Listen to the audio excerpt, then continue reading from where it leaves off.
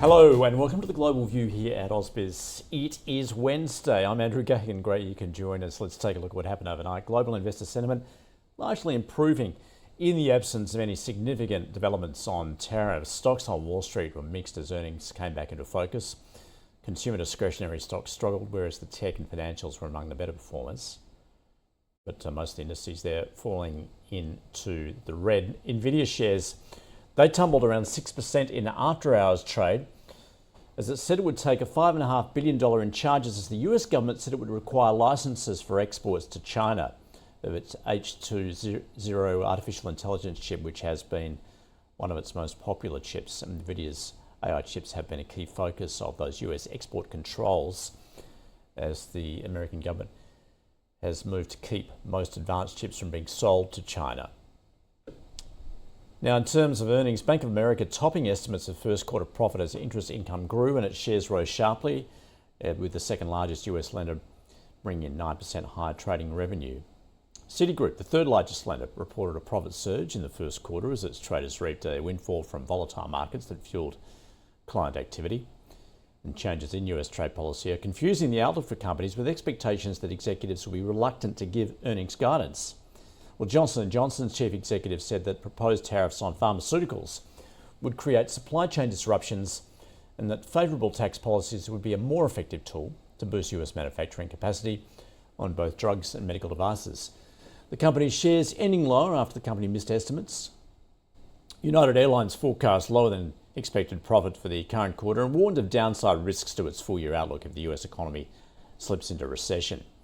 And in Europe, luxury goods retailer LVMH's first quarter revenue fell short of expectations as shoppers in the US pulled back on beauty products while sales in China remained weak.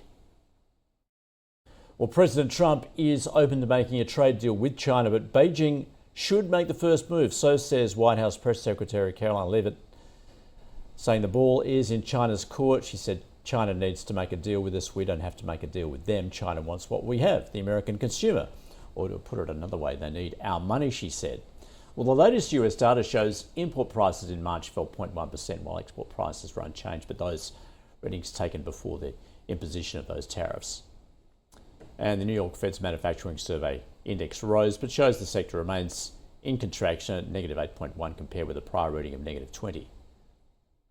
Yields on US Treasury debt have eased further, the 10-year down around 4 basis points to 4.32%, the 2-year at 3.85. Bond strategists polled by Reuters saying an economic slowdown in the wake of those tariffs will eventually compel the Federal Reserve to lower interest rates, which means the 10-year yield would decline to a median of 4.21% by the end of June.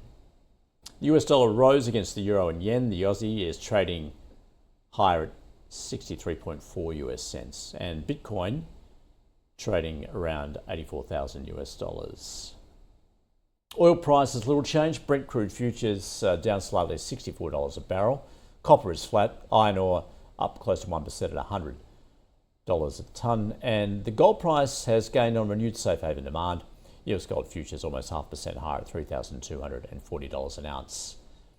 So let's get across what we're seeing, particularly on Wall Street at the moment. Howard Silverblatt joining us from S&P Dow Jones Indices. Howard, welcome back. Good to see you.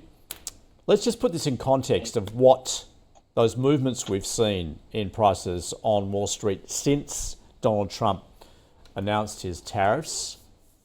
How would you characterize what we've seen? Well, first, let me say today was the first normal day we've seen since then. The 8 before was so volatile. There's a massive change. The simplest way to put it is that the volume's up 82%. On average last week, and over 100, double what the 5-year average is at this point in time.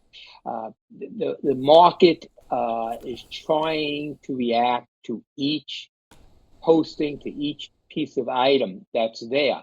Last week, on one day, we moved from a high low to over 10%, 10.8%. That was the 6th highest in index history. You can't make sense of what's happening at this point until the game is over. You're watching something in motion, What you can react to is what you're being told at the moment, and even they don't continue on. We do know we currently have tariffs.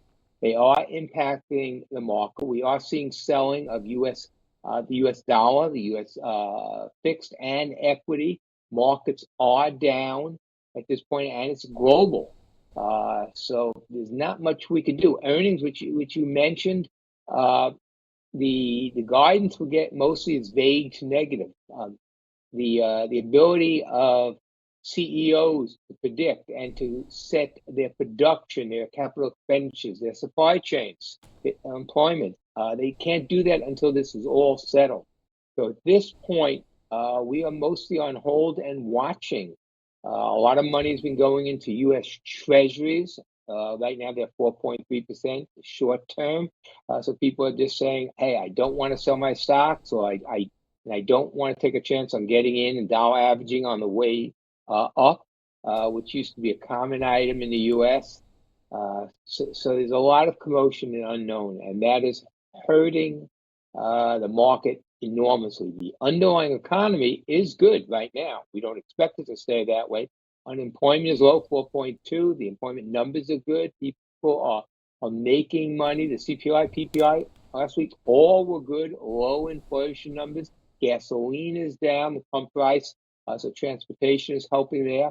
It's the political situation that needs to be resolved here. And that really breaks the two components. There's besides the U.S., obviously, there's the rest of the world, and then China. Trump has put the rest of the world in one bucket and China in the other. China has to be resolved in order for us to get past it, whatever it be. And the clock is ticking at this point. If we don't get it by the end of the second quarter, which is only 75 trading days away, you won't have enough time for Congress, which goes into recess in August. So you need at least a month there. Come September, we have budget issues to deal with, and the debt. So the clock is really ticking. Something has to be resolved, and on the street at least, the feeling is that by the end of the second quarter, again, only 75 days from now, we'll get some kind of higher level understanding of what's going to happen. We'll have agreements on a top level. The details will have to still be worked out. If we don't get that, we're going to get a lot more commotion and the volatility, and that could definitely lead into a recession. Howard, you're pointing out there how difficult it is, or almost impossible, for companies to offer guidance at the moment. I made that point of Johnson & Johnson's chief executive. Johnson did. Yeah, talking about those tariffs, particularly if the next cab off the rank being pharmaceuticals, most likely. But are you saying a more effective way of bringing manufacturing back, creating, is by those favourable tax policies? Is that what markets are now looking for? Those tax cuts and its likely effect? Tax policy is definitely going to be a major part of here. Last week, the House of Representatives, that's one of our chambers, the lower chamber, they passed on a bill to cut taxes, and it's now in the Senate, which is the upper side. They're looking to do $5 trillion in cuts and tax cuts, and $1.5 trillion in federal spending cuts. So obviously that would help to stimulate the economy, okay? But they haven't moved on that yet. And the money to pay for that is in the tariffs. So you're taking out of one pocket and putting it in with another. What that's leaving in between is a lot of people who do not have a lot of competency in the current situation. Again, it needs to be resolved at this point. As far as the Johnson & Johnson statement, it's correct. They cannot make. Most of the guidance has been slightly negative. It could be a lot more negative. You place in a recession in there, 20% earnings decrease, which is usually what a recession will bring. And again, this would be a global situation, and it's going to be a lot worse than they're pointing. Again, they're not looking to scare us, but they're looking to warn us that the situation needs to be resolved. The worst case, whatever you give us, companies will be able. Johnson & Johnson will figure out a way, whatever the tariffs are, as long as they know what the rules are and that they won't be changed day by day. Then they can set their capital expenditures and their production and adjust their supplies. however they have to do it, and live with whatever the margin's going to be. But without knowing what the plan is, there's no way to go forward. We're in limbo. And Howard, as I mentioned there, we did hear from Nvidia after the bell. Obviously, the US is focused on trying to cut the export of those chips to China. How do you see that developing? That's going to be difficult, but definitely not impossible. Trump seems that he does have the tools to do it. He can put restrictions on different countries. It's keeping it out of the third countries, which ship it in there, as well as holding back any of the already agreed to contractual obligations they have.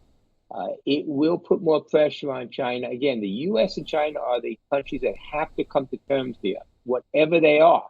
And because it's so public, and both leaders are so public, it comes down to that both sides have to be able to hold their head up and say, we won this.